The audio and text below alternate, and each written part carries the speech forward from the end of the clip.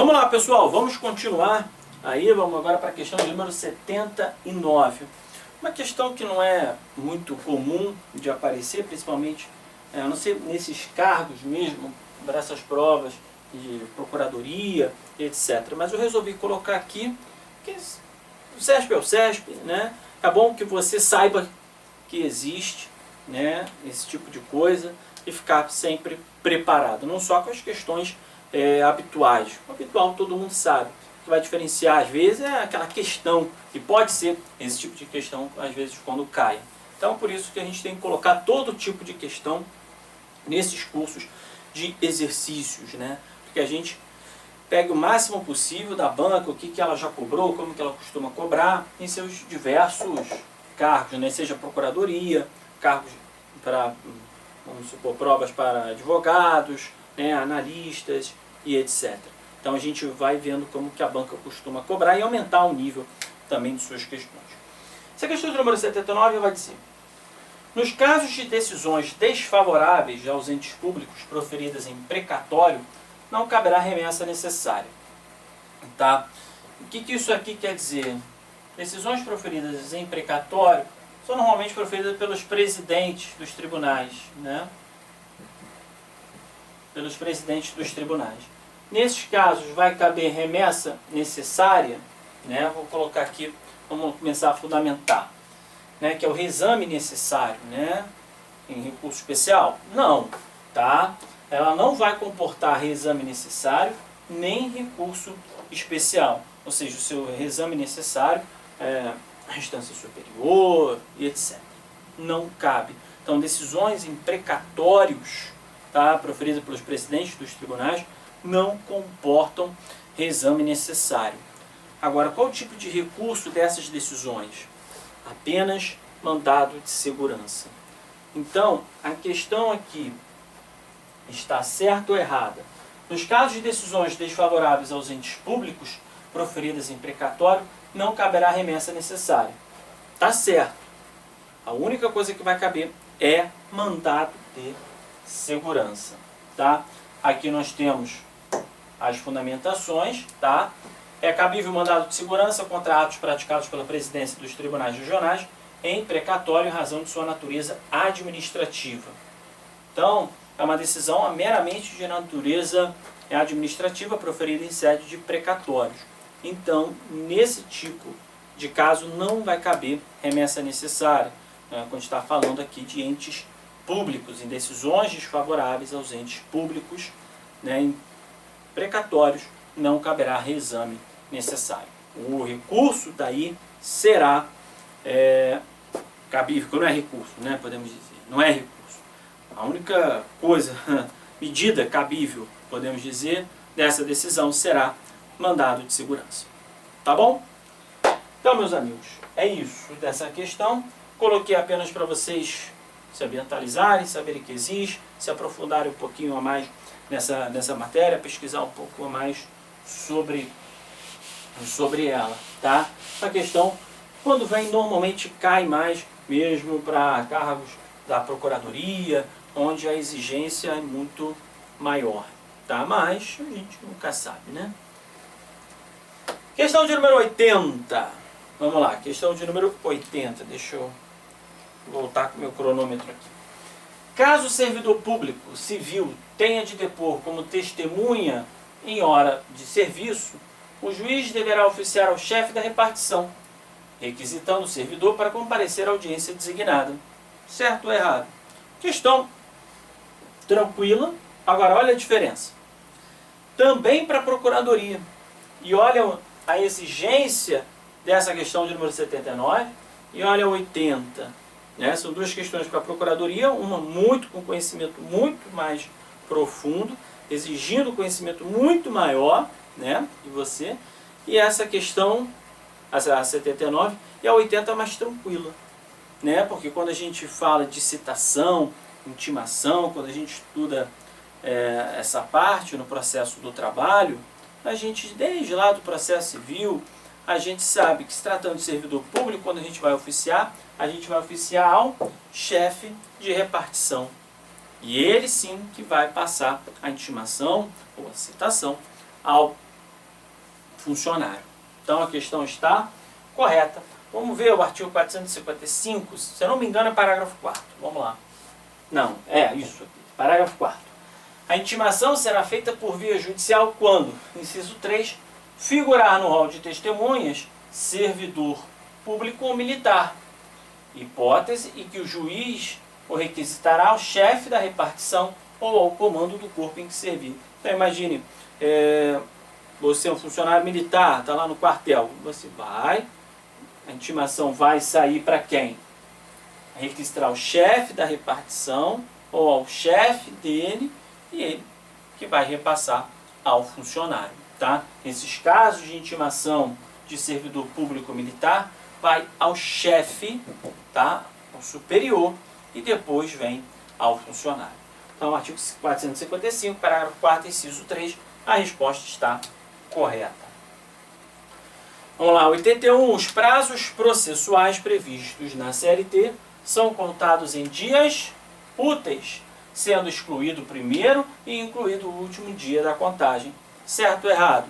Gente, alteração, né, que nós tivemos, também com a reforma trabalhista, se equiparando aí também ao juízo civil, né, à justiça, ao direito civil, ao processual civil, melhor dizendo, né.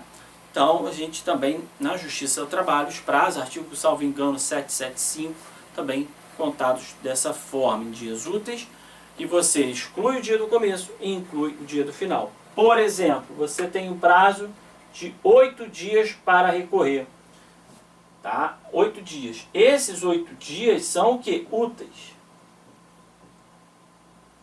Depois daqui, vamos supor, aí você tem aqui, ó, segunda, terça, quarta, quinta, sexta, sábado, domingo. Aí você recebeu a intimação aqui na sexta-feira, no dia 8. Aí você tem 9, 10, vamos lá comigo, 11, 12, aqui 13, 14, 15, vamos fazer junto isso aqui. 21, 22, 23 e 24, acho que já está bom. Então vamos lá. Aqui, você recebeu a intimação aqui no dia 8, você exclui o dia 8, você começa a contar quando? No dia seguinte? Não. No primeiro dia útil subsequente. Sábado, fora, você não conta. Tá? Domingo, também não. Você vai começar a contar quando? No próximo dia útil subsequente. Dia 11, 1, 2, 3, 4, 5, sexta. Não conto sábado, não conto domingo. 1, 2, 3, 4, 5, 6, 7 e inclui o vencimento aqui no dia 8. Tá? Ou no dia 20, 8 dias seria o seu último dia, por exemplo, de prazo para ter por um recurso ordinário, por exemplo. Tá? Então, dessa forma que os prazos são contados. Você exclui o dia inicial dele e inclui o vencimento, sempre em dias úteis. Professor, isso é bom ou ruim? Temos diversos lados, né?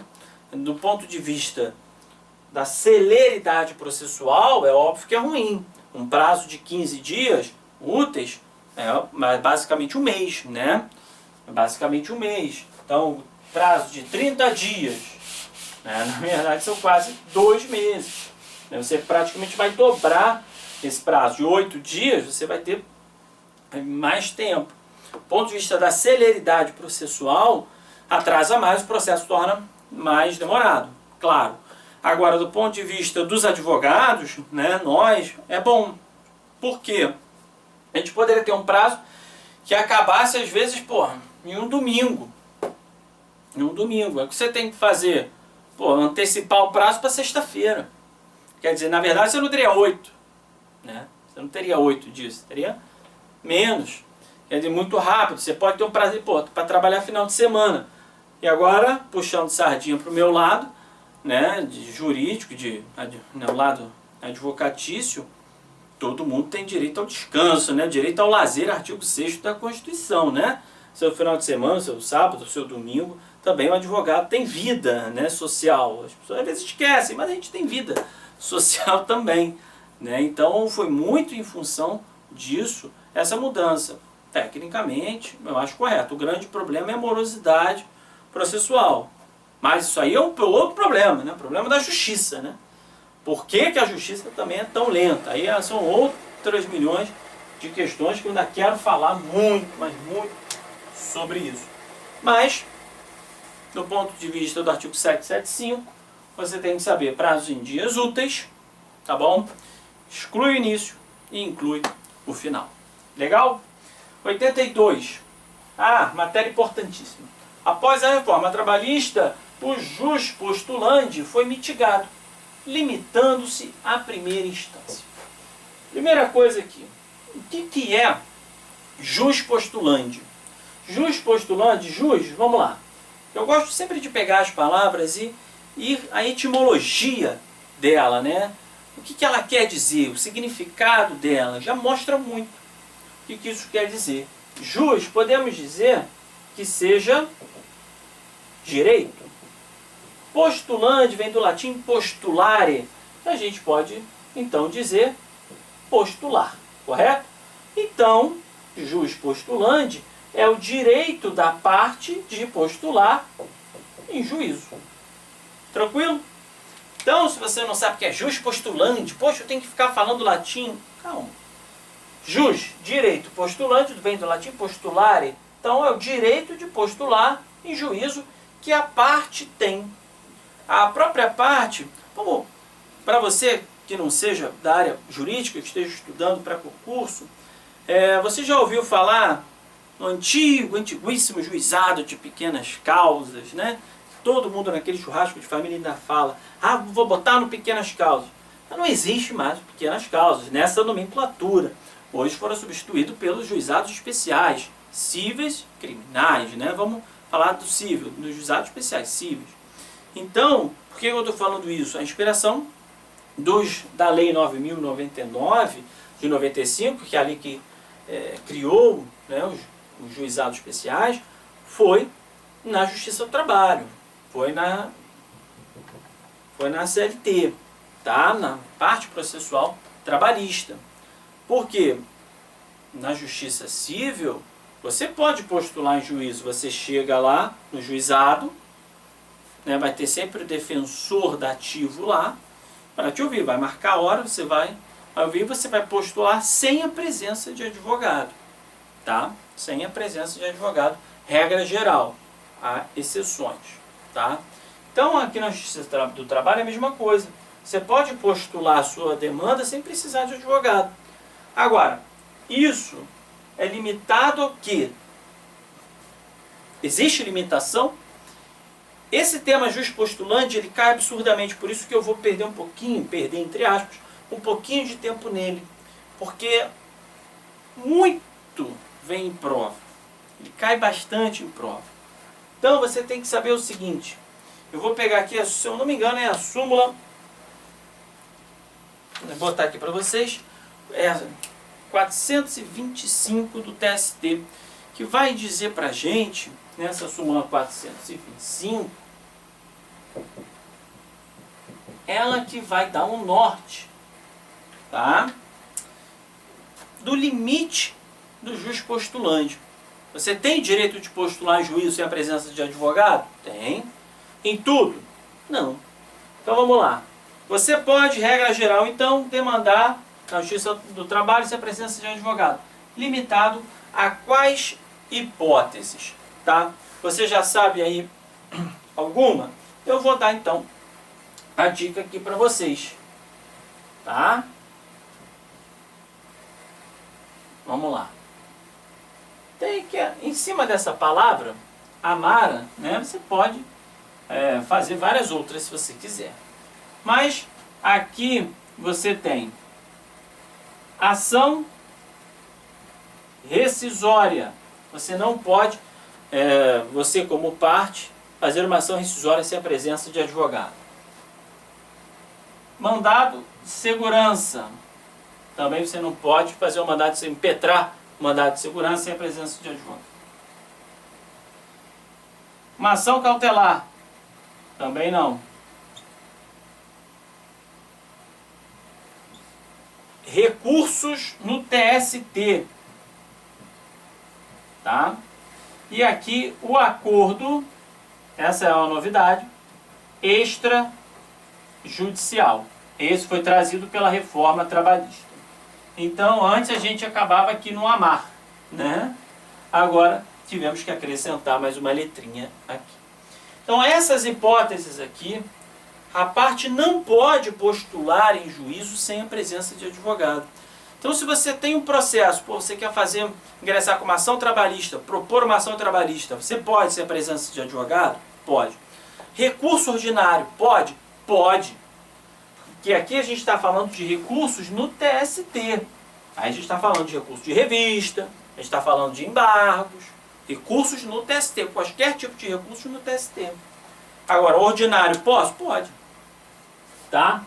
Ação cautelar também, mandado de segurança, ação rescisória, e o acordo extrajudicial é aquela forma trazida pela reforma trabalhista, né, onde as partes, empregado e empregador, podem constituir um acordo, né, obrigatoriamente por advogados diferentes, em uma petição só, eles acordam e levam para homologação do juiz. O juiz homologa ou não, né, pode homologar ou não, é uma faculdade dele, né, de homologar ou não aquele acordo, mas homologando, tudo certo, tá? Então, esse acordo extrajudicial, ele tem que estar obrigatoriamente subscrito por advogados. Não pode ser advogado comum, tá? Tem que ser advogados distintos. Então, essa aqui é a novidade. Então, você veja, é limitado, o juiz postulante, ele limita-se à primeira instância? Não, está errado. Por quê? Eu posso fazer um RO, posso fazer um recurso ordinário. O que eu não posso fazer é um recurso no TST, mas no TRT eu posso. Tá? Então, bem interessante, bem importante essa questão do juiz postulante.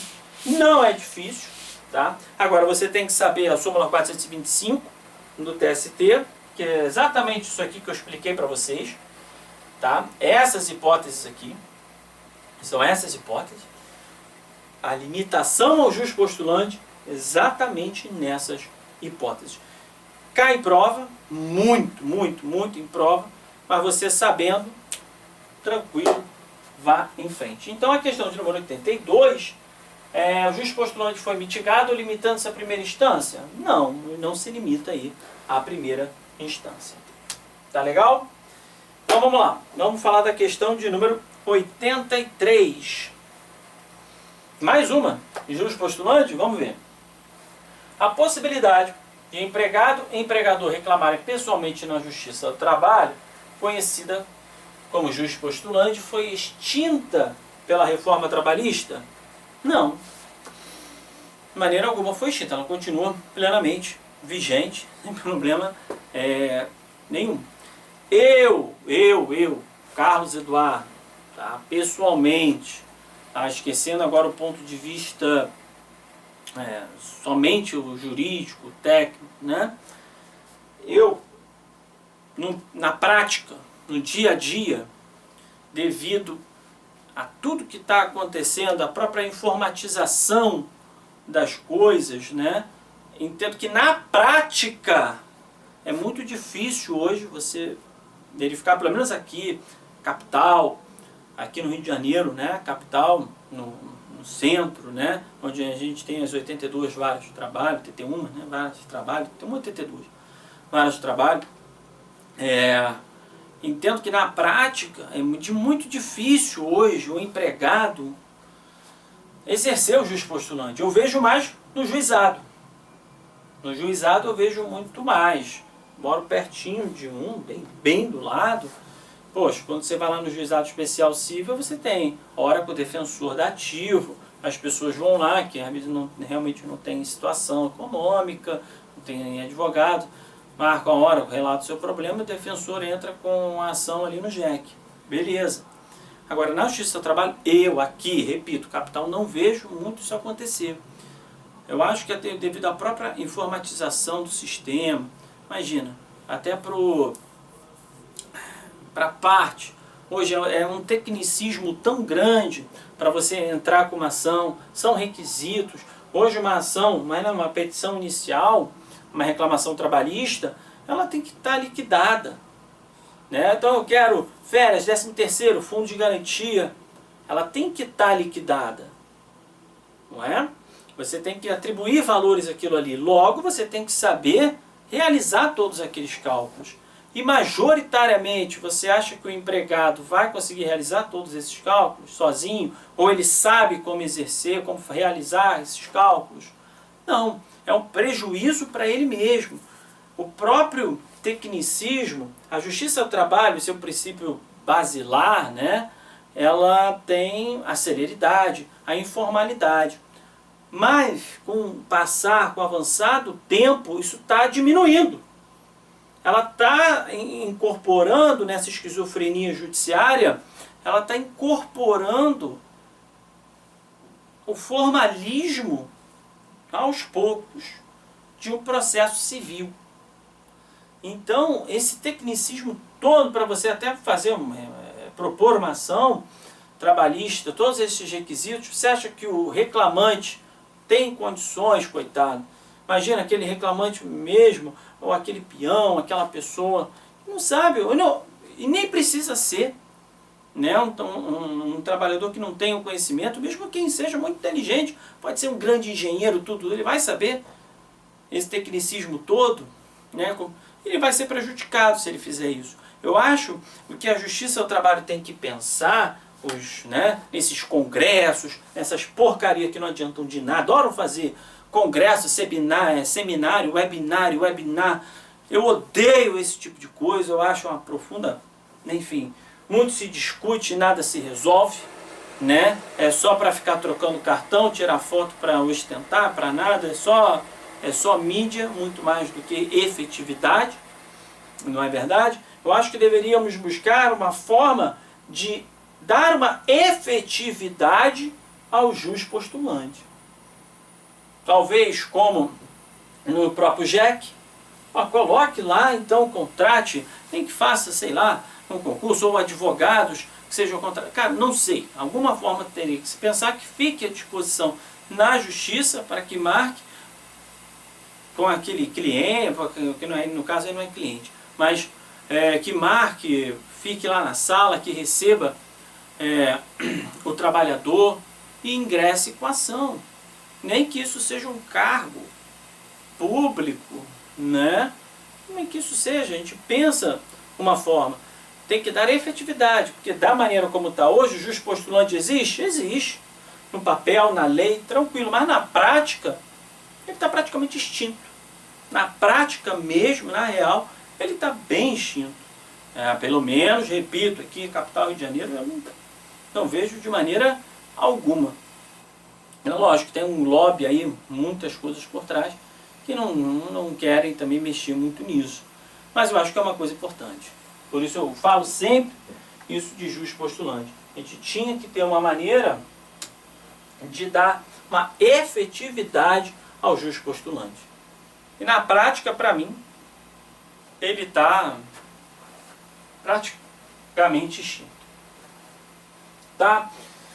Aqui que eu coloquei para vocês, súmula 425, não se aplica o jus postulandi, né? Postulando não. Isso aqui o corretor mata a gente. Jus postulandi, tá? Ação rescisória, mandado de segurança cautelar, recursos no TST e acordos extrajudiciais homologados, tá?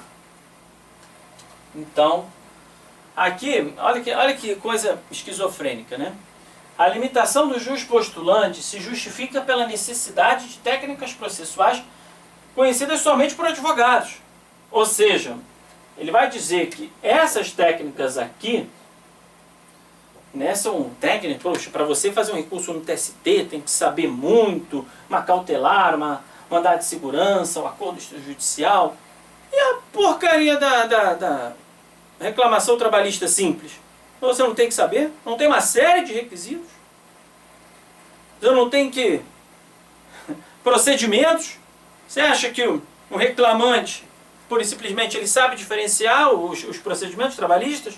Sumário, sumaríssimo, ordinário, Ele sabe que ele tem que liquidar os valores, ele sabe calcular o fundo, colocar, ele, né? Sabe isso. Então, né? As coisas são amplamente contraditórias, né? Amplamente contraditórias, né? Então eu defendo que o jus postulante tenha todo mundo que sentar, vamos reformular, vamos continuar com ele. Acho justo, acho válido que tenha se continuar com o jus postulante. Mas dessa forma, na prática, ó, tá só aqui, só para cair em prova. O que tinha que estar, né? Tinha que fazer a reformular. Nem que fizesse igual no JEC, no juizado. Uma sala lá, quem quiser bate lá no JEC, conversa. No caso, eu não seria o defensor, né? Mas aí a gente veria, nem que você fizesse um cargo para isso, não sei. Aí veria-se uma outra forma. O problema é, bom, enfim, deixa isso para lá. Mas acho que vocês captaram um pouco a minha ideia. Questão de número 84. Vamos lá. Vamos lá. Para vocês deve estar um pouco pequena essa questão, então vocês vejam aí no material, tá? De acordo com o entendimento do TST, o jus postulante abrange a atuação nas varas do trabalho e nos TRTs, inclusive no que se refere aos mandados de segurança. Não, nós vimos justamente o contrário. Você não pode impetrar o quê? O mandado de segurança. Está errado. Súmula 425, você tem o Amara, podemos dizer assim. Ou se você quer colocar só para você gravar, coloque o Amará, não é? Aí você coloca na sua prova. Eu, pelo menos, sempre, desde meus tempos de escola, eu sempre fiz isso, quando tinha essas coisas, né? Questão jus postulante, porra. Súmula 425, já coloco aqui do lado. Súmula 425, a limitação é o Amará, você vem ação rescisória, mandado de segurança. Escreve. Você que está fazendo isso, escreve. Aí você coloca cautelar, recurso no TST e acordo extrajudicial. Legal. Pode fazer mandado de segurança? Não, não pode. Errado. Então, estão corretos apenas os itens. Onde é que tem aqui? Tudo errado. Já viu? Está errado. Você viu aqui que a 3 está correta. Isso sem ler. Nem ler o restante. Você já viu que a 3 está correta. Então vamos lá. Ao advogado, ainda que atuando em causa própria, serão devidos honorários sucumbenciais, inclusive nas ações contra a fazenda pública. Interessante. Ainda que o advogado esteja presente na audiência, a ausência do reclamado impossibilitará a entrega da contestação e de documentos a eles acostados. Então, o que nós temos aqui? Ao advogado, ainda que atuando em causa própria, serão devidos honorários sucumbenciais? Sim. Após a reforma trabalhista, amém, Senhor, finalmente. Lembraram que advogado trabalhista também vive, também tem família, né? Também precisa ganhar o seu dinheirinho, não é? E passaram a ser devidos, de uma maneira geral, os honorários sucumbenciais ao advogado trabalhista. A gente não tinha. Basicamente só quem trabalhava em sindicato, né? Um advogado de sindicato. E outros tipos próprios de ações. Hoje, pode sim o advogado trabalhista, mesmo atuando em causa própria, o advogado mesmo atuando em causa própria, ter direito aos honorários sucumbenciais no valor de 5% a 15%. Tá? Então isso aqui é bem importante. Ok? 2 está correta. Então a gente já sabe que a resposta aqui é a letra D. O que a 4 está errada? Isso aqui a gente vai falar mais lá na frente, é o artigo 844 e seus parágrafos, quando a gente for falar de revelia. E os efeitos da revelia, que teve profunda modificação com a CLT. Isso aqui quer dizer o seguinte: ainda que o advogado esteja presente na audiência, tá? A ausência do reclamado, ou seja, você tem o empregado entrou com a ação, tá? Do ponto de vista do reclamado, o advogado do reclamado está na audiência. O preposto, o sócio, enfim, não está, tá? Não está. Mas o advogado fez a contestação. Nesses casos, mesmo com a ausência do preposto da empresa, né, após a reforma trabalhista, é sim possível que mesmo ausente o empregado, o preposto da empresa, o juiz aceita a contestação e os documentos a ela acostados. Então, o errado aqui é o impossibilitará, tá? Então, isso aqui está errado. Por isso que a questão 4 está errada. A gente vai ver